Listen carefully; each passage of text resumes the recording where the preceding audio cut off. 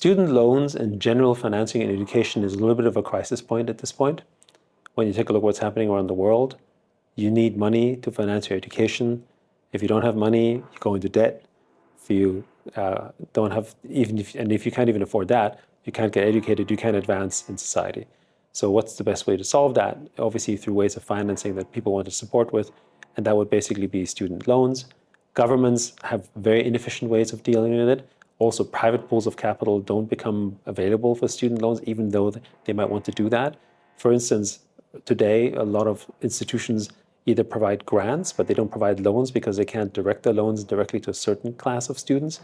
Imagine if you're a technology firm, if you're a crypto firm, or if you're focused on music, you could choose to, for instance, only finance students in a certain category at scale around the world. You can do that essentially through taking things like student loans on chain. Student loans right now is about a $3.3 trillion market.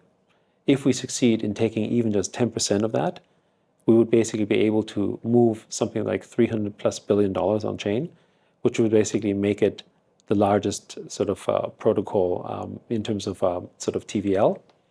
And right now, when you think about Ethereum, it has about $100 to $112 billion of TVL, which is basically means that student loans, just 10% of student loans, would be approximately 3 times that.